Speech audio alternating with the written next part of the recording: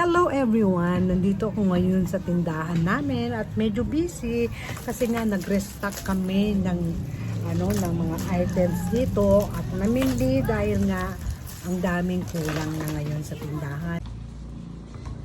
Ito, namili kami ng mga bagong mga ID lace, ayan, restock, mga clay, iba-ibang kulay kasi ang daming projects ng mga bata ngayon.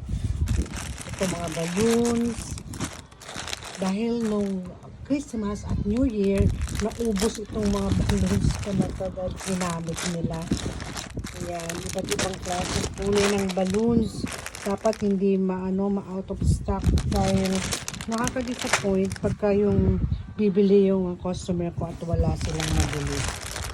Tapos nag-restock na rin ako ng mga colored folders, short at long. Ayan. Itong mga Morocco folders masyadong mabili ngayon dahil nga sa mga projects ng mga bata, mga illustration board. Tapos nagdagdag ako ng mga mga paninda kong mga medyas.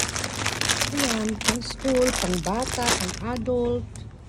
At yung ibang mga medyas nandun na, nasabit ko na. Yan, meron akong mga branded na Nike, merong NBA, merong Adidas, may Lacoste, merong Tommy, ayan, iba't ibang klase.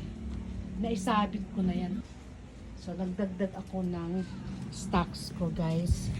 Kasi nga, yung mga customers ko, iba't ibang items ang hinahanap nila. So, kailangan dalhin ko yan dito sa tindahan para hindi naman sila ma-disappoint na pagbili nila dito sa amin, meron silang mabibili. Additional items ko rin itong mga to. Ayan, yung mga hook, pansabit. Ito, itong mga curler, brush na pangkulay, at dinagdagan ko na yung stocks ko ng pangkulay ng buhok at itong mga pinipair na halo sa mga pangkulay. Nagdagdag na rin ako ng mga lip tints yan, guys. So, kasi mga bata talagang hinahanap nila yan. Ngayon dito, tingnan nyo, guys, ang gulo. Ayan, ang gulo, ayan, ang dami-dami mga ayusin. Talagang kailangan masipag. Kasi nga, pag hindi magsisipag, baka bumagsak ang negosyo. Pag bumagsak ang negosyo, bagsak din kami. So, ganun lang.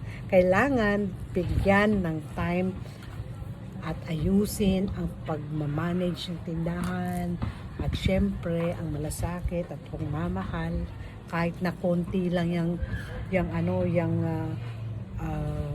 amount na mapasok, kailangan nating i-appreciate. Yun lang, guys. Thank you for watching.